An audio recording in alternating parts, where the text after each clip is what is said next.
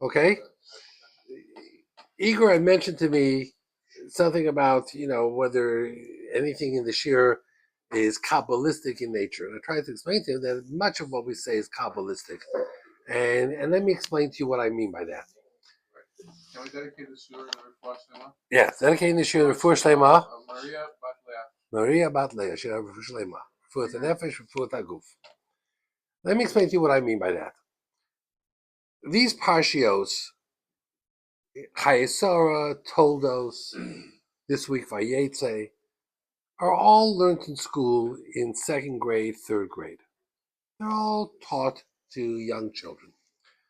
If we were giving this class to second grade or third grade boys in Yeshiva Katana, or Tiferet Moshe, or Beis Yaakov, or Benos Malka, the class would be very specifically tempered. Avram, Yitzchak, Yaakov, perfect, made no mistakes. Sarah, Rivka, Rachel, Leah, perfect. Esav, evil. Lavan, evil. It would be all black and white, cut and dry. But that's not what we do here.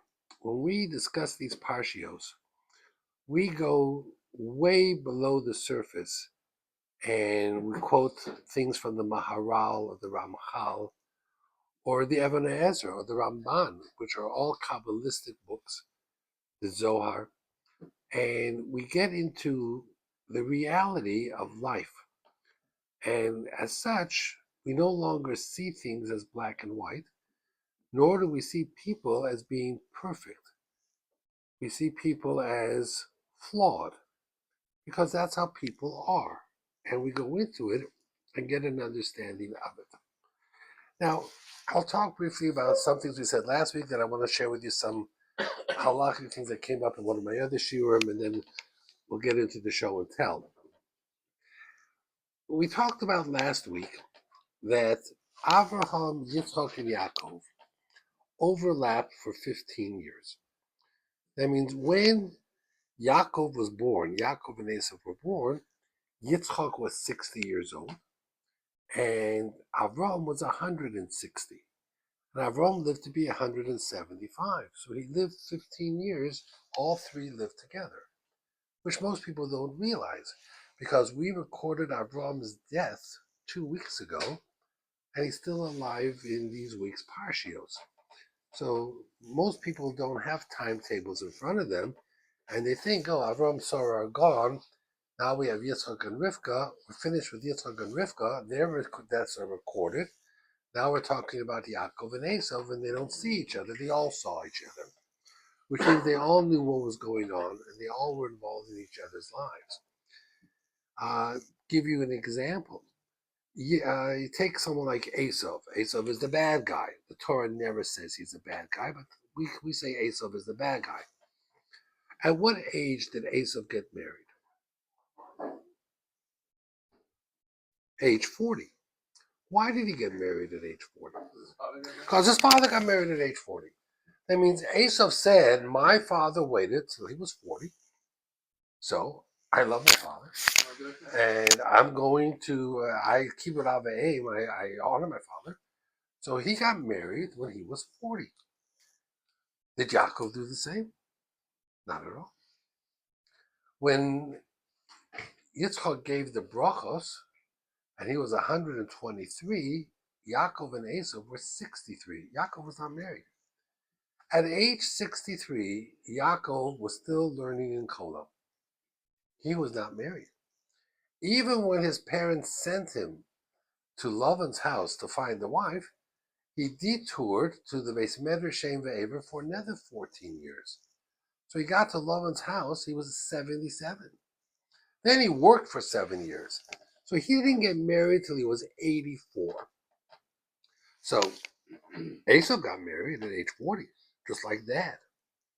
Yaakov was 84 and in no hurry to get married, and yet he wanted to have 12 children. Raises some questions. What's going on over here? The Torah comments on Esau's choice of wives.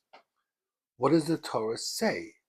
How did Yitzchak and Rivka react to Esau's choice of wives? Do you remember? The Torah says they were a source of bitterness to Yitzchak and Rivka. He married local girls, and we know the family did not believe in marrying local girls. Avraham wouldn't let Yitzchak marry a local girl. They weren't going to let Yaakov marry a local girl. Esau married local girls. And the Torah says clearly, and it was a source of bitterness for Yitzchak and Rivka. I'm confused. If Esau respects his father so much, wouldn't he have asked his father, are these girls good to marry? And if Yitzchak was so upset by the marriage, why didn't he just say to Esau, I don't like your choice of girls?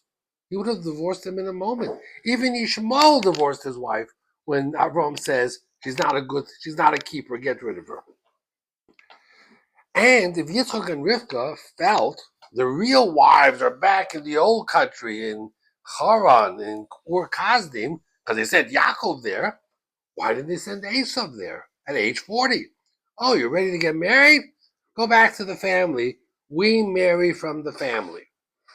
So there's so much missing in understanding what is happening here that it's hard to keep track of it all.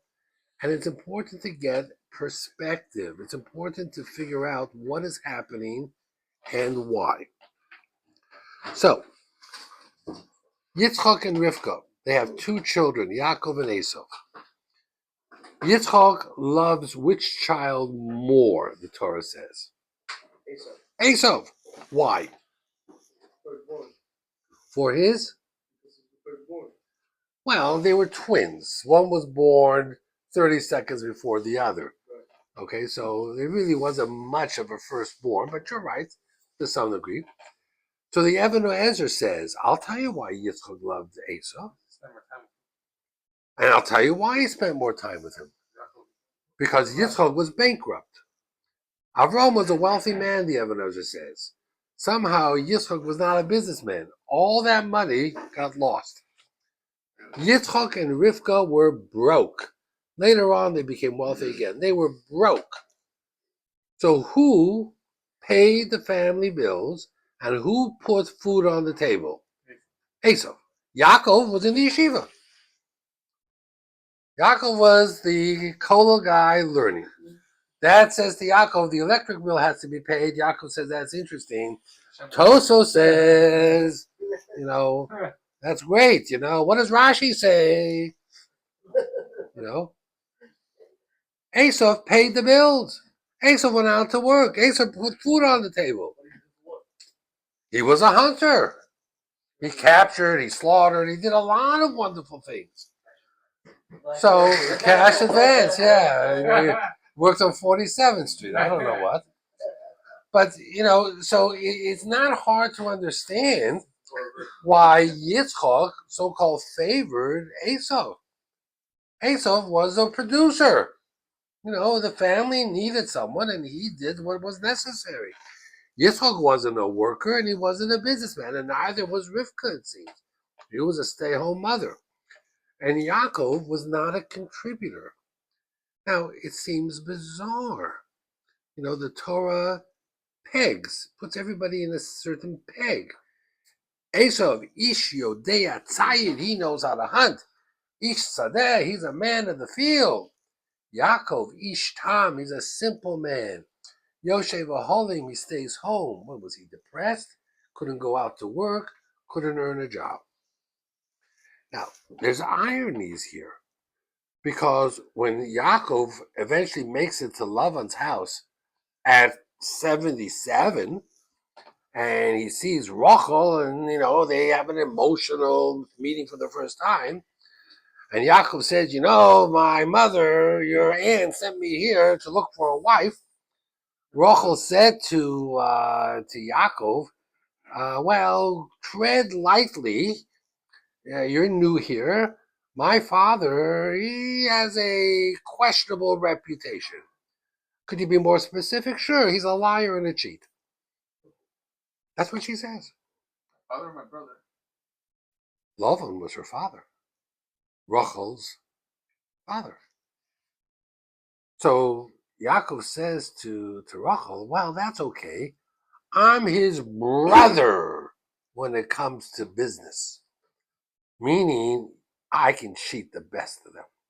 Now, this is a great date. The two people are out on a date, and the boy and the girl are talking. And what does your father do? Well, he's a thief, and he cheats people. Well, my father's a bigger cheat and a bigger thief. It's great. This is a shidduch made in heaven. This is really going to go places. I mean, it's such a bizarre conversation. And Yaakov is very specific. He says, okay, I love on, I'm going to work for 7 years to marry your daughter Rachel. Got it. Not Leah, Rachel. By the way, what was the difference in age between Rachel and Leah? Leah was younger. What was the difference in age? A year, 2, 5. Newsflash, they were twins also. So believe it or not, they were a minute or two apart. And I'll give you another newsflash that you won't see in the books. They were identical twins. You couldn't tell them apart. So it was easy to substitute Leah for Rachel because they looked exactly the same. If you ever met identical twins, can't tell them apart. They were seconds apart. They were twins. Identical twins. Yes, sir. Where does that come from, since the Torah specifically describes them differently? Igor will give you those Kabbalistic sources. Yes, the Torah says she cried aloud, so she looked different. But in the end, well, so when Rachel was Leah had beautiful eyes, and Leah's eyes were weepy because she cried a lot because she didn't want to marry Esau. But once Yaakov came into the picture, her persona changed, and she was very much the same. So much so you couldn't tell the difference. The Parshat describes them. Yeah, but not sense that they physically look different. But that was when they first met. It wasn't 7 years later when it came time for marriage. And in order to avoid the problem, what are you going to say?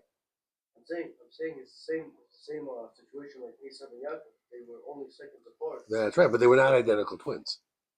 Right. But you said there's no such concept as firstborn. No, there is. Just like Zerach and Peretz got the red string, there is for Yerusha, but there was no significant difference age-wise. Twins, they were born through natural birth or through cesarean section? Natural, to the best of our knowledge. That's right. Natural, to the best of our knowledge. Esau and Yaakov for sure was natural. Now, in order to avoid the problems, and we're going to get back, we're going to go jumping around a little bit. Yaakov wants to marry Rachel. Lavan is a trickster. Yaakov is a bigger trickster. They're identical twins. So how is he going to tell the difference on the wedding night if it's Rachel or Leah? Code. He and Rachel set up a code. Right? We're going to have code words. Did the code word work? Yes. No. No. Yeah. Why not? Because she told her sister. So now Yaakov gets up in the morning and finds out, hey, you're not Rachel, you're Leah. They're identical? Yeah, how did that happen? Somehow what happened here? We had a plan. So he comes running to Lavan. Lavan, you crook, you. We had a deal. They only find out after the fact. He says, well, we don't give the younger to be married before the older. Okay. They were seconds apart. It wasn't as if it was a difference between 5 years or whatever it is. Okay, we don't give the younger before the older. Who is guilty for tricking Yaakov?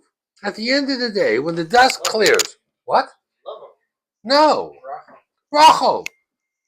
Lavan, he's a trickster. He did what comes natural. He would never have been able to accomplish this without co-conspirators. Yaakov feels betrayed. who betrayed him. Rachel did. Okay? So he's going to be angry. He's angry. There's only one person he should be angry at. Rachel. Yet the Torah says he was angry at Leah and Rachel. And God senses this. And all of a sudden, Leah's having baby after baby. 1, 2, 3, 4. Then she stops having, then comes Bilhah and Zilpah. Rachel has nothing. And when Rachel cries to her husband, please, I have to have children, otherwise I'm a dead woman. What does Yaakov say to her? What do you think I am, God? You think I stopped you from having children? Very sensitive for a husband, right? Very sensitive. Not. So, you need to read what's going on. You need to read the pages here. They're talking about cheating and lying and stealing. They're going through all these different things. And the truth is, Lavan is a Talmud Chacham. Lavan says to Yaakov, he says, I don't understand what your problem is.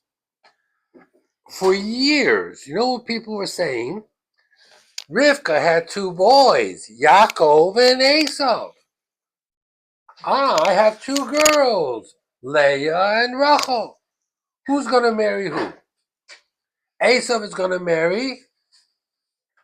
Who was Esau supposed to marry? Leah. Yaakov, Rachel. Well, I got news for you, kid. Who stood before their father when he said, are you Esau? Who said, I am? You did. Guess what? You got the booby prize. You get Leah. You're Esau. I didn't call you Esau. You said you're Esau. So you're Esau. You got Leah. What are you complaining about? Was that his punishment? Yeah. So you see, you gotta go deeper. Yitzchak wasn't stupid. He didn't think that Esau was the answer to everything. But Yitzchak says, I got a plan. What about Esau and Yaakov? Esau marries Leah, Yaakov marries Rachel. They'll each have 6 kids. The Zohar says that Leah's children resembled Esau a lot. Esau was red-headed. So was David HaMelech, red-headed. David HaMelech could have said, my father was Esau. He wasn't, but he could have. There was a certain resemblance in there. So Yitzchak says, I got the perfect plan. Esau, Yaakov, brothers, partners, Rachel, Leah, each one have 6, 12 tribes, and the world will function beautifully. Was that the original plan? That was. Who threw a monkey wrench in the plans? Rivka. Rivka says, no, I don't trust this Esau. I know, I came from a family of crooks. This Esau is a faker. So she went in and she mixed up the brachos and got Yaakov all dressed up like Esau. And Yaakov took the brachos and Esau got angry and then Yaakov had to run for his life. She played God. Okay, so one second, she messed it all up. And because of that, things got really complicated. There was a lot of drama. And Esau was plotting to kill Yaakov. Now we got to get Yaakov to safety. He's got to run away. He's got to go hide. So now Yitzchak and Rivka step in and say, well, if the plan no longer is that Esau is going to be part of the family, and Esau is no longer going to have the Abraham dynasty, he's excluded, and the dynasty is going to continue with you, Yaakov, then let me tell you what's next. Go to Lavan's house and get married. That means the plan, go to Lavan's house and find a wife, was Yitzchak's plan for both Esau and Yaakov. But until the decision was made who was going to get the bracha, he didn't make the suggestion. Once Yaakov took the bracha, and Yitzchak felt, the Zohar says, that he was worthy of it, because when he walked in, Gan Eden was there. And when Esau walked in, Gehenna opened up. So then he realized, okay, Esau is no longer part of the plan. If Esau is no longer the plan, he has his wives, good luck to him. He has his family, good luck to them. Yaakov is going to be the Abraham dynasty. Let him marry Rachel. Let him go to Lavan's house. Let him find the wife.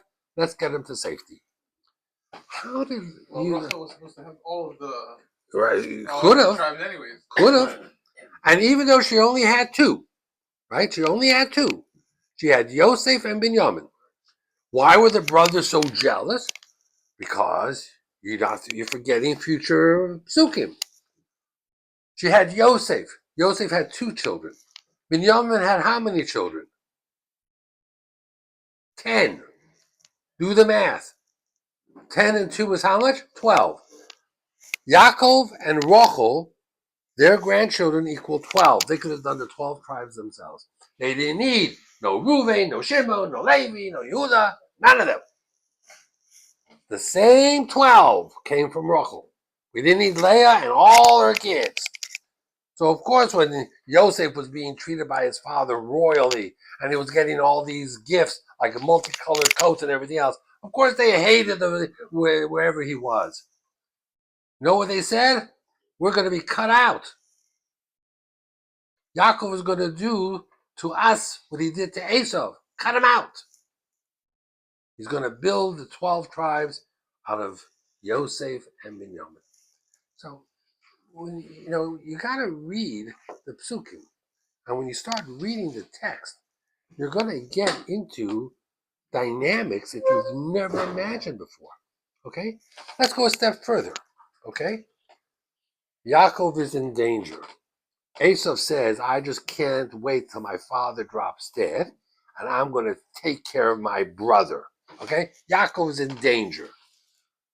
When Yitzchak and Yishmael were having conflicts, who was thrown out of the house? Yishmael. Sarah said to Avraham, Yitzchak stays here. He's the future. He's our inheritor. He's the dynasty. Yishmael is out. Get rid of him, get rid of his mother. Avraham wasn't thrilled, but God said, whatever she says, follow. Now you have a conflict. The Esau and the Yaakov. Yaakov is a good guy. He's the Kovel guy. He's the yeshiva bacher. He's walking around with that Gemara under his arm. Esau is the hunter, the murderer, the thief, whatever you want to call him. Who do they keep home? Esau. Who do they throw out? Yaakov. Now, how do you think Yaakov felt about that? Well, I'll tell you. When he prays to God, you know what he says? My father, Avraham. No, Yaakov, you're confused. Your father is Yitzchak. Your grandfather is Avraham. Doesn't mention Yitzchak at all. Upset. Wouldn't even mention his name. When Yaakov came back after being in Laban's house for 20 years, 7 for the first wife, 7 again for the second wife, and 6 years for all the cattle. He's 20 years, comes back home. He's in Shechem. His parents are in Beersheba. It's a 20-minute donkey ride. He's back for 2 years. Does he go visit mom and dad? Not even once. He gets a message, his mom died. So then he goes back and he sees his father and makes peace. 1 second. The mom who loved you better than everybody else, Rivka. When Rivka died, Yaakov was not at the funeral. Do you know that when he left to go to Laban's house, and 14 years back in the base medrash and everything else, he never saw his mother again. The mother who raised him, the mother who loved him, the mother who convinced him to take the brachos, the mother who stood by his side. But Yosef was with him for 20 years. Exactly. What does it feel like? I'll show you what it feels like. Your beloved son Yosef will be away for the same 22 years. Now, before tonight, did any of you even know that Yaakov had held tremendous resentment against his father? No. None of you knew that. None of you knew that. It says over here, here, V'nei Hashem nitzav olov, Vayomer, Hashem says to Yaakov, Ani Hashem, Elokei Avraham avicho. I am the God of Avraham your father, Elokei Yitzchak, and the God of Yitzchak. So everybody said, whoa. Is Avraham your grandfather? It should be Velokei Yitzchok Avicha. But Hashem said to Yaakov, Yitzchok, your father, Yaakov would have said, do me a favor. I'm good. Keep the guy. I'm not interested. Yaakov was thrown out of the house, and he's the good kid. Okay? And then he goes to Lavan's house, and Lavan says, what do you want? You want it to be Esav anyway. So you got the prize. You got Leah. She's the wife of Esav. And then, what does Yaakov become in Lavan's house? Does he remain the yeshiva boy? No. He's what? He's the Ish Yodei Tzayid. He's the Esav. He's the guy in the field taking care of the cattle, grooming them, giving birth to them. He is the businessman. So here Yaakov goes from learning Bava Kama, Bava Metzia, and spending all day in Kolel to becoming the farmer, the shepherd, the worker, the supplier, the feeder, the family guy. There's a whole transformation. Yaakov becomes Esau. Because he was Esau. Esau. And he was Esau. But he also becomes like Lavan. And Lavan becomes an enigma. Of course he becomes Lavan. As a matter of fact, his whole claim to fame is, you think your father knows tricks? He's met his match with me, man. I'm a bigger tricker than him. Your father tricks businessmen. I tricked Esau. I got the firstborn out of him. I got the brachos from him. I went up against the best. Now, is that really, when we talk about Yaakov, and we say Shemon Esrei, Elokei Avraham, Chesed, Elokei Yitzchak, Avoda, Elokei Yaakov, Emes, truth, honesty, integrity. None of us sit here and say, yeah, that Yaakov, he really is the businessman. He knows how to cheat better than anyone. I mean, that's his claims of fame. I mean, come on. He must be. You're going to say that. I wouldn't say that, but that's not my experiences. But what do I know? And let's talk about this guy Lavan for a moment. We read the Haggadah. You sit at the Seder table, and you say, "Bikesh Lavan lachar sakol." That we compare Lavan to Paro. You know what we say? Lavan was a lot worse than Paro. Paro, all he did was kill a bunch of men and babies. He would slaughter babies. He wanted to get all the women married to Egyptians, and he enslaved the Jewish people. So Paro was a bad guy. Lavan wanted to destroy everyone. So here we're sitting at the Seder table. The whole purpose of the Seder is to talk about how bad Paro was in the Egyptian exile. And we say, Bikesh Lavan lachar sakol. Lavan was worse than everybody. Lavan was like Hitler. He was worse than Nimrod. Nimrod only threw Avram in a fiery furnace. Lavan was worse. Lavan was worse than anybody you can imagine. Thank you. It was worse than them all.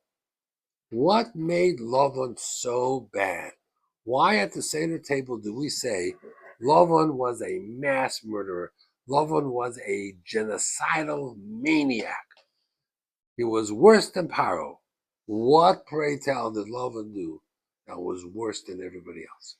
He tried to cut off the Jewish line. He almost succeeded in doing that by giving Leah to Yaakov and denying Leah to Esau. Esau had no way of coming back into the family. He distanced Esau so badly that Amalek was born from Esau. And Amalek was Germany and Hitler. He put into motion historically such devastating consequences by his little tricks that he prevented Esau from ever returning. And the Torah holds him accountable. When Esau finally meets Yaakov, and Dinah's put into a chest, so Esau shouldn't even see Dinah, Yaakov is held accountable. You want to protect Dinah? You won't be able to protect her. She'll fall into the hands of Shechem. You'll see what will happen to Dinah. She's going to get raped. She's going to get kidnapped and raped. Why? You denied her to your brother. My brother? Well, who put that into motion? Lavan. Why? Because he wanted to destroy the Jewish people. That means God is saying in these parshios, I had a plan. I was running the world. Things were going my way. I really was able to do things in a conscious way. And what did you guys do? You messed it up. You stuck your nose in and you just created a chumpah. You made a mishmash. And the consequences of that mishmash lasted generations. So Yaakov is angry at his parents, so he goes away for 22 years, refuses to have anything to do with them. As a consequence, the brothers are jealous of Yosef, like Yaakov and Esau, and then Yosef is sold to Egypt for 22 years, and Yaakov is devastated, cries every night, the Shekhinah leaves him, and then Yosef is isolated and removed. The players in these last few weeks, Yitzchak, Rivka, Yaakov, Esau, Rachel, Leah, Lavan, these cast of characters, this is a Shakespearean tragedy. They set into motion consequences and events that drove the Jewish people down into slavery into Egypt. When you sit at the Seder table and you ask yourself, how the heck did we get to this place? You've got to play back this tape and you'll know exactly how we got It was definitely not here.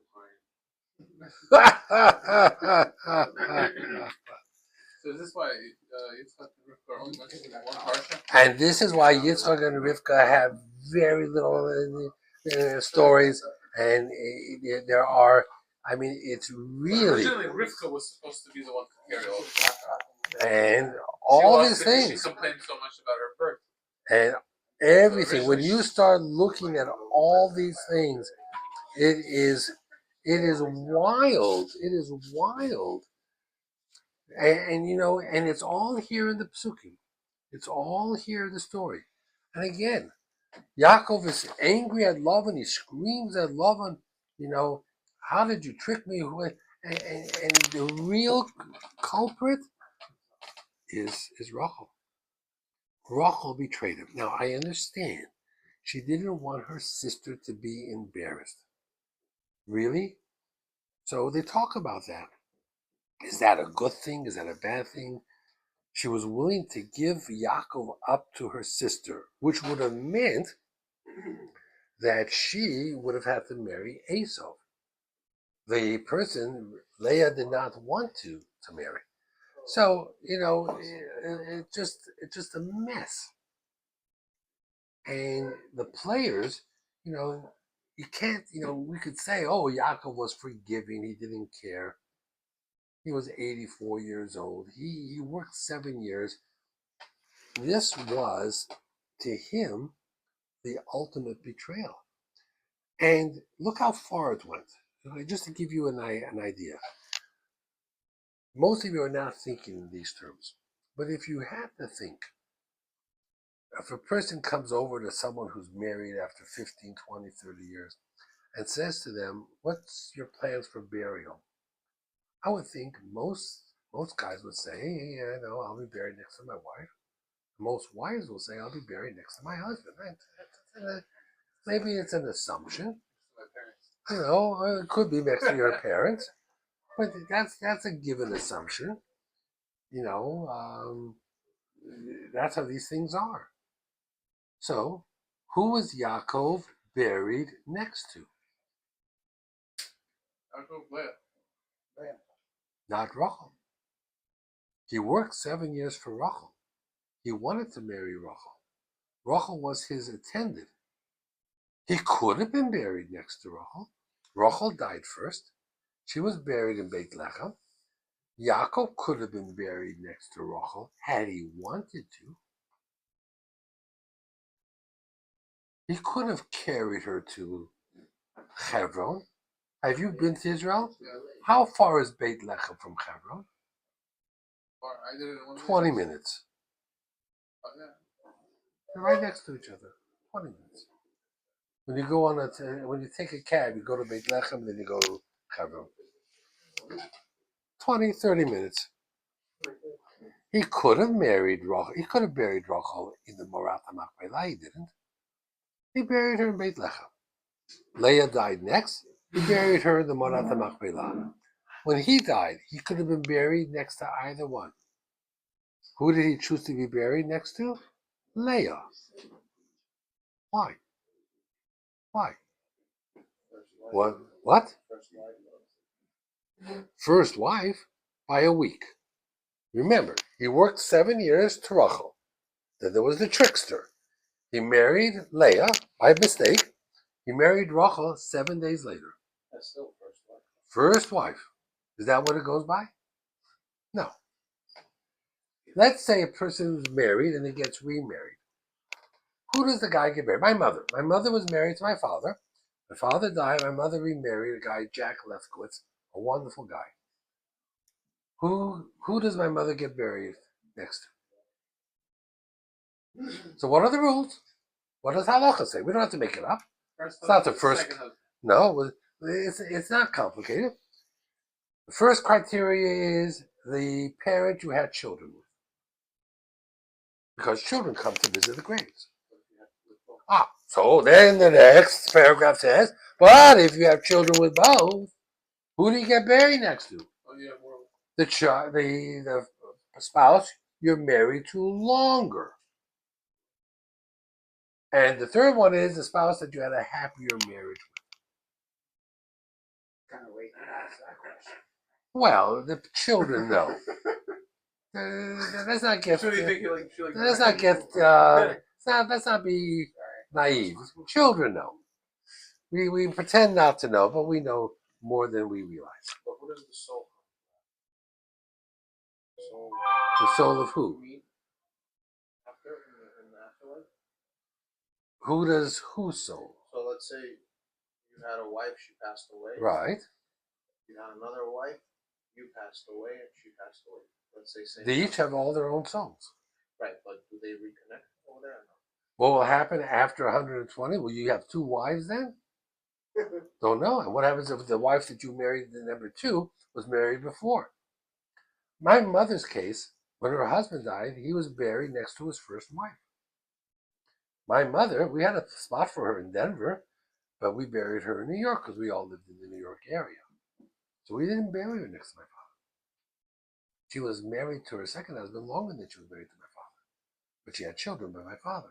But we didn't take her back to Denver. We buried her in New York. She was buried by. Yeah.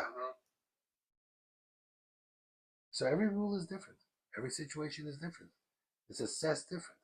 But it's so interesting that Yaakov talks about Rachel, Rachel, Rachel. And with Rachel he has Yosef and Binyamin. And Yosef is his favorite. And if you didn't know, if I would just threw out to you, Yaakov has 4 wives. Who was he buried next to? You would right away jump and say Rachel. Hey, that was his wife. That was the guy he was gonna marry. That was the no. And if I said to you, well, why not? You'd be hard pressed because she died before. He could have been buried anywhere. He chose to be buried next to Leah. He had more children. He had more children with her. And yet, he elevated Yosef to being one of the Avot. So just like we have 4 mothers, we have really 4 fathers. Abraham, Yitzchak, Yaakov, Yosef. And on Sukkot, when we welcome the guests, it's Avraham, Yitzchak, Yaakov, and Yosef. It's not Reuven or Shimon or Levi or anybody else. Right? So that Yosef was significant, and he was a melech in Egypt, and his children were Shvatim, and yet Yaakov was not buried next to Rachel, and he could have been. Something to think about. It's important to understand You're not going to learn this in second and third grade in Beis Yaakov because they're not going to ask you these questions because the answers are too painful. They require you to think in terms of human nature. It requires you to look at the avos and the imahos as real live people with feelings and emotions. And for that, you have to look at the story behind the story. And you're not going to get that in Rashi, because Rashi gives you this simple approach. You're going to get that in the Avnei Ezra and the Ramban and the Arizal and the Zohar and all the books that most of you have never cracked open. But what you need to do is go into them in great depth and get a deeper, better understanding in human nature. Okay? Now, it's 9:26. We're getting close to the time. A few things you need to know. Number one, the state of Israel. What is their position about DNA testing? They don't like Not only don't they like it, abandoned. they banned it. Do you know that? Why? I had a case as follows. There was a guy here in New York. His wife was pregnant in her 9th month. She traveled to Israel, moved to Israel, relocated there, and gave birth to a baby boy. She went to the Beis Din there in Israel, and she filed a paternity suit asking the husband here to pay child support.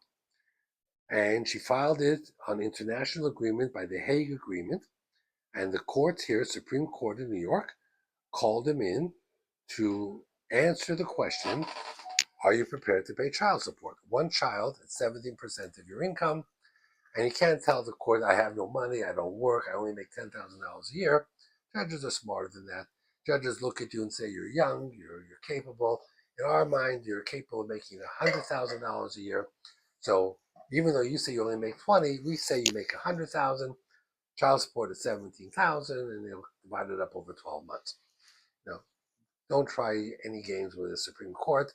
The justices there are a little bit more sophisticated than family court. Not by much. I'm not talking about the U.S. courts. We're not talking about the Justice Department. That's a totally different ball game. That's between the minor league and the major leagues. We're not even going to go there. Okay. Guy went into court, called me, got all the paperwork, went into court, and said to the judge, Your Honor, I don't think this kid is mine. My wife was 9 months pregnant. She ran off to Israel. She took the kid with her. I don't think she wants me to see the kid. I think if I see the kid and we run a DNA test, it will show that the kid is not mine. Judge says, whoa, that's a serious accusation. Judge sends a letter to the mother with a DNA kit. Please swab the inside cheek of the baby, and we will do a DNA test and compare the DNA to see if the father is the father. She sends back a letter from the Bet Din that says, in Israel, we do not do DNA testing. And the reason is because they don't want mamzerim. If the DNA comes back, then it's not for your child. The child is a mamzer, creates a whole host of problems. So the judge here says, oh, why would this woman, if you were the father, not simply take a swab, send it back? Why would you run to the court system and send a letter? We don't do DNA testing. Only one reason why. The kid is not yours. She dismissed the suit. No child support. Okay? And I did go online, and it says over here, that the regulations are such that in Israel, the sale of at-home DNA tests in generally is prohibited in Israel. Some Israelis manage to order them from abroad. The tests are not recognized for any legal purposes within Israel. The Bet Din of Israel has a ruling, no DNA testing. Okay?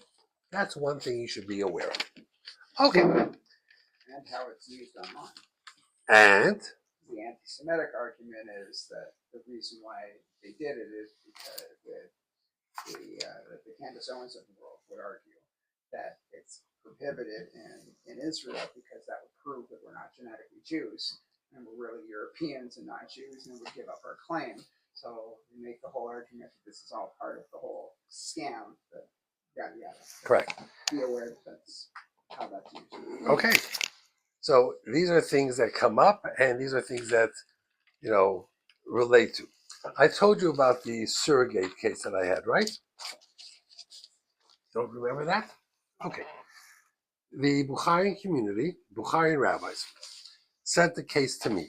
Why to me? That's always a question they always ask when they send things to me. And, we won't go into the suspicions, but this was the case. This was the scenario. There was a Bukharian woman who could not have children. So they went to a fertility clinic and they got an egg from a non-Jewish source. And that egg was fertilized by the husband and then implanted in this woman. So although she could not get pregnant, she carried the child for 9 months. And then she gave birth to a healthy baby boy. The egg DNA was from a non-Jewish source. Is the child Jewish? Do we go after the DNA or do we go after the birth? Okay, so there is a machloket, Ashkenazim and Sfardim. The Ashkenazim believe we go after the birth, therefore the child is Jewish.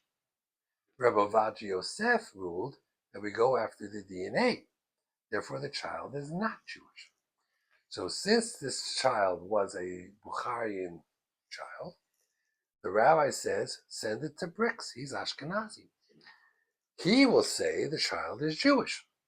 Then he will convert the child just to be safe.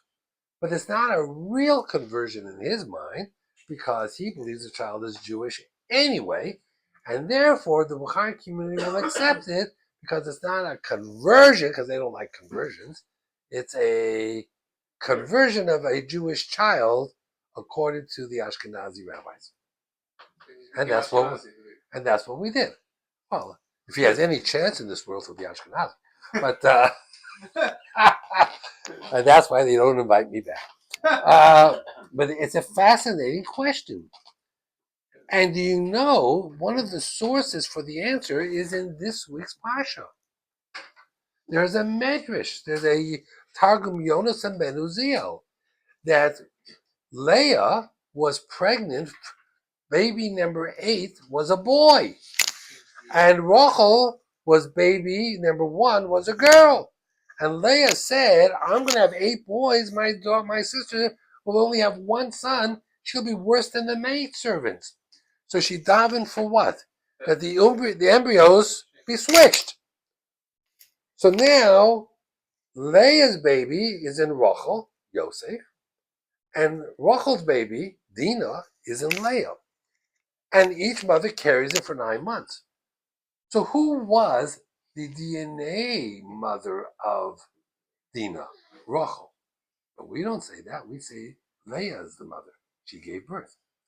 And who's the DNA mother of Yosef? Leah. But we don't say that. We say it's Rachel's kid because Rachel gave birth.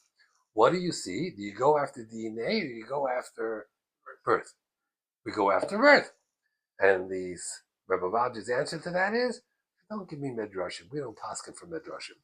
These medrashim are all so bizarre that you can never paskin from medrashim. Okay. Next. You ready? Yitzchak says to Esav, go and get me food.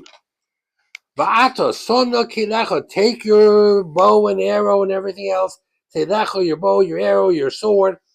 Kashtacha, v'tzei hasodeh, go to the field. V'tzudali tzayid, and get for me food. Look at the word tzayid. Igor, let's check your Hebrew over here. Can you see where I point my finger? Okay, show him that word. Tzayid. How is tzayid spelled? Tzad Hey, but Tzayid doesn't have a hey at the end. Why does that have a hey at the end? So the Baal HaTurim says that Yitzchak instructed Esav to say to him, when you prepare food for me, you have to do shechita. You have to do proper slaughtering. And there are 5 things that invalidate shechita. And that's the letter hey. Telling him, let me educate you on 5 things that invalidate shechita. Okay. So, first of all, an animal. Take a cow. If the animal dies, it's called nevela. If you touch a nevela, are you tameh? Yes. Can you go to the Beit HaMikdash? No. Then you have something called tameya, a tameh animal, like a pig, a horse. They're not nevela. They're not treif. They're tameh. Treif means you could have been kosher, but you were not. If I do shechita and I make a mistake, that's treifa. If I do shechita and I check the lungs and there's a hole in the lung, treif. To be called treif, it means you were kosher, but something happened. A pig is not treif. We say it's treif. A pig is tameh. If I slaughter a cow properly, proper shechita on a cow, is the cow is now dead? Does it make you tameh? No. Because if it did, you could never bring an animal in the Beit HaMikdash. And animals were brought in the Beit HaMikdash every day. And who slaughtered them? Kohanim. And Kohanim sacrificed these animals every day. And if you touch a dead animal and you're tameh, every Kohen will be tameh. The minute he touches a dead animal, you can never put a dead animal on the Mizbeach. So believe it or not every dead animal is tameh. Dead animals that die are tameh. Dead animals that are treifa are tameh, but an animal properly shechted, slaughtered, is not tameh. Now, if you shecht a bird, what do you have to cut to make the shechita kosher?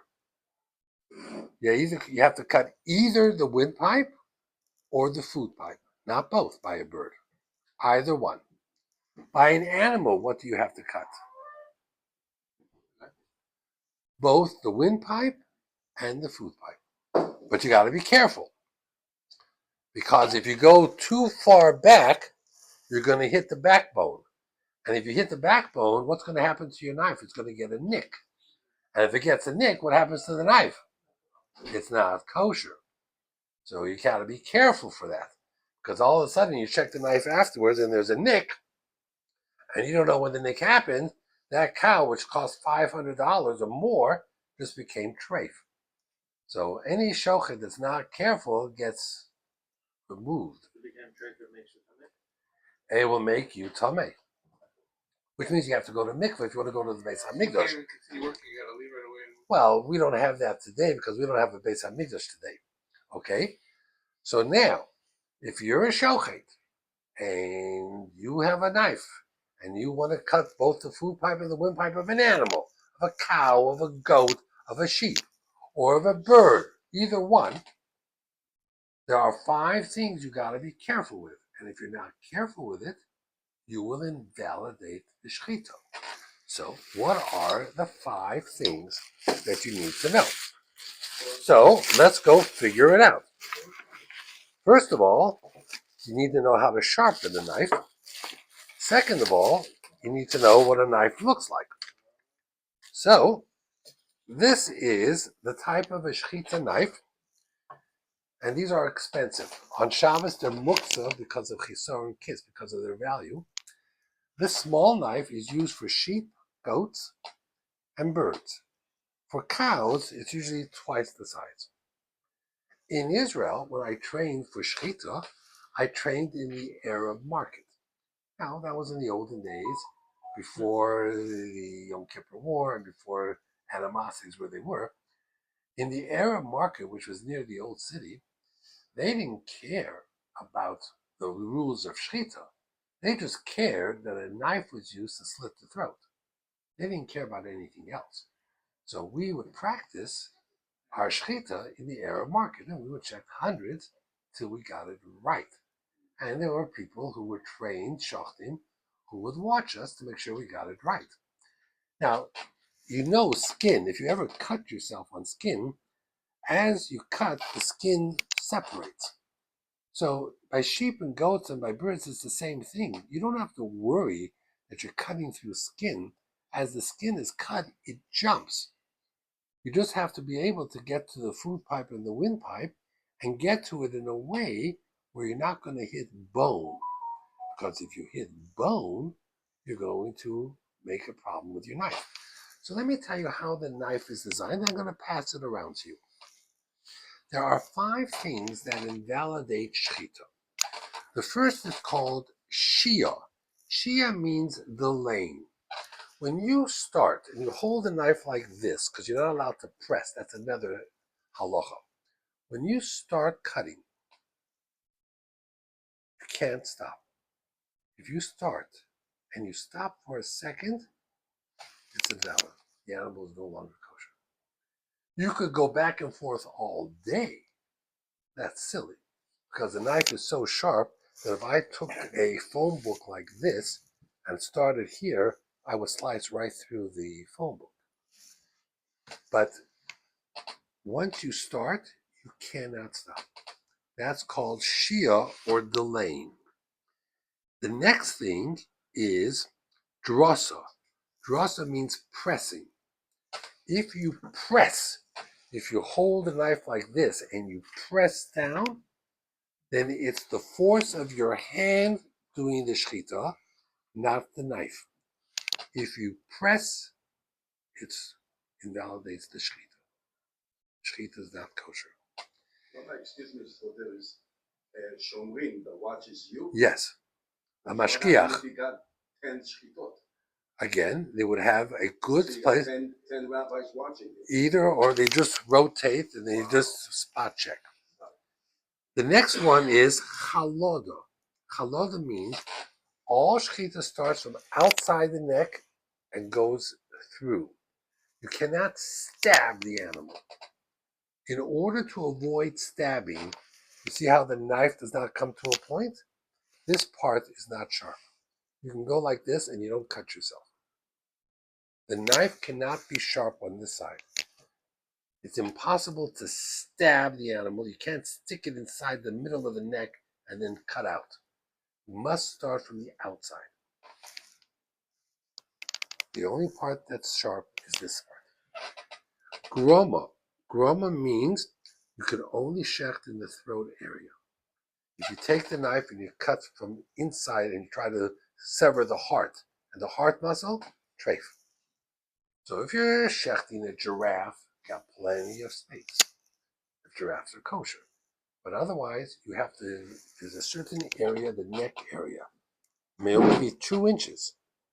You must shecht those 2 inches. If you start and the animal jumps, because you're not holding the animal securely, and you go out of that area, treif. That's right. And there's different ways, and certain ways are more acceptable than others. And the last thing is ikar. The knife has to be so sharp that there's no tearing. That means it cannot have a bump in the knife. And for that, you take your nail and you put it on the knife and you slide it up and down. And if you do it the right way on all sides, you'll have a nice little cut right into your nail. And Sephardim sometimes brag that they use their tongue. I wouldn't use my tongue if I were you. But this is what the knife looks like. If you want, but don't drop it, please. I'd be very upset if you did that, because it will take me for hours to try to pass it around. A few $100, you know. The stones that do, and you have to put water on the stones. And there's 2 different stones. One is a sharpening stone, and the other is a smoothing stone. The sharpening stone makes it very sharp, but makes it rough. You can feel bumps. And then you do the smoothing stone to avoid that. And if you look at the knife goes like this. It's straight down and then comes slanted to a point. So when you check the blade, you got to check the sides and the bottom. Okay? And again, that's for goats, sheep, small animals, and birds. You would use that for a dove or a pigeon or a chicken or a rooster. A small You knife. have to have any kind of knowledge to No, you just there's Shulchan Aruch, Yoredea has Hilchos Shchita. That's not that. It's about 10 or 15 chapters. Not complicated. The next section is Trephos. There are 48 Trephos. That means there's 48 areas that need to be checked. We don't check all 48. We only check one because it's prevalent, and that's the lungs. Because animals are force-fed and fed all different things, there could be a hole in the lung. Ashkenazim is there's a hole in the lung, but it closes over, it's still kosher. Sephardim not. Sephardim do not believe that. That's why Beit Yosef Shchita, right, we blow the lung. But if we don't see bubbles, or we see a scab, Ashkenazim will say it's kosher. Ashkenazim will say it's kosher. Neither want to touch it, just pass it back over here. Ashkenazim will say it's kosher. Sephardim won't. Beit Yosef means there was no questions on the lung. how That's many Beit Yosef. bodies? I'm not going to disclose that. My father has a question. Giraffe is kosher? There's a debate. I don't think a giraffe is kosher. You know what No. I'd love to borrow this tonight and cut my wife's throat. I mean? It's all on video, Leon. All on video. Smile, a little laugh. Yeah. now he's trying to cover it up. I do. Here was a knife that my father used in Europe. So I brought this. This was a much older knife. I haven't really. You can see if you run your finger on it. This one got a lot of bodies. It has. It's very rough. It's not smooth. If you put your nail, if you try to, you can see that it's not smooth. Versus this one, if you take your nail and you go up and down, you'll see the difference. You want to try, Igor? Put your nail, rub your nail. Do you have a nail at all? Do you feel it rough? Okay, now try this one. Try this one using your nail and see if you feel any bumps. See the difference? That knife would be guilty of ikor, of tearing, because it has bumps. So it has to be sharpened, and then it has to be Still be fixed, yeah. sure. Has to be first sharpened and then smooth. You would have to use the smoothing stones to do it. How long would your it father? take to teach somebody to It doesn't take long at all. And there are places that will train you, and then they'll send you to Iowa or different places to do shechita. You know? So let's You say know. I go to a country where there's no kosher places to buy meat or anything, I could buy a lamb and Yes, sure. But again, you can do the shechita part. Now you have a dead lamb. You've got to butcher it. You got to be able to take off the skin, and you got to be able to check the lungs. That's a little bit more complicated. And then even if you do all that, you got to remove. There's certain fats and veins that have to be travoring. You know, it's not enough. It's just that the animal by itself is not kosher. You have to do the travoring. So animals are much more complicated. You're better off sticking with chickens. They sometimes make mistakes and make up. They not sometimes, many times they make mistakes. What do they do after the animal? Give somebody today. Well, most of these slaughtering places are connected to a non-Jewish area. So if an animal is redeemed not kosher, they just push it to the non-Jewish area and they butcher it and they sell it as meat. Not all meat that you buy at Stop and Shop it comes from the shechita, comes from the non-kosher section. the nerve on the back of the leg that we don't The sciatic nerve, the giranosha. I have one. comes off and it's kosher. Well, you have to remove it. So one of the times when I did shechita, I went and I removed the sciatic nerve and I preserved it. I should have brought it tonight. I have it at home. I have the actual sciatic nerve, and I have it in a folder, and you can touch it, and you can feel it. It's the sciatic nerve, the gid hanosha, but that's not for another week or two. Well, the hind quarter, which is where you have your sirloin steaks and everything else, are a lot more complicated than just the sciatic nerve. Yeah, you have to remove the gid hanosha, but there are a lot of forbidden fats and muscles and sinews that have to be removed. And if you can get rid of all of them properly, yes. In Israel, they don't throw anything out. They don't have cattle. They don't have a lot of meat. So they do traver the hind quarter, and you can get sirloin steaks in Israel. Does the knife for that have any restrictions? No, that's just a regular knife. The only restriction is the shechita. Once the animal is slaughtered and dead, you can use any knife you want to cut it up, traver it. What's the process of getting rid of the blood? They soak the meat for about an hour, then they salt it. It stays in the salt for a half hour to an hour, then they rinse it off. Does that make it blood kosher? It's glot kosher if the lungs have no holes. And the liver cannot be salted. The liver has to be roasted. But if the lungs have holes, it's not kosher in general. Ashkenazim will allow 2 or 3 holes that close up and still call it glot, as a matter of fact. Sfardim can have no holes. That's why they buy Shchitat Beit Yosef.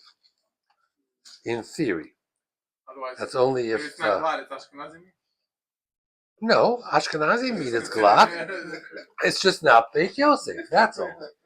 It's Ashkenazi. It's not Beit Yosef. And the knives for the animals, for the cows, is like twice the size. They're very easy. And you check the knife, and there was a problem. Let's say, for example, Empire Chicken. There were some places that one guy would be shechting, and he would check 20 birds, and then they would check the knife. So if there was a nick, it happened at the last one. It could have happened much earlier. There's ways of being more careful with shechita and more lenient, which is why some hechsherim are more reliable than others. Also, for a small bird, they use the nail. No, in the Beis Hamikdash, you could use the nail to pluck the back of the head. That was part of one of the korbanos in the Beis Hamikdash. That was called malika. If you did that today, the bird is strafe, and would make you tummy also. So we don't do that anymore. Birds now require a proper knife, properly sharpened and prepared. Okay? Especially with turkeys and everything else. Yes?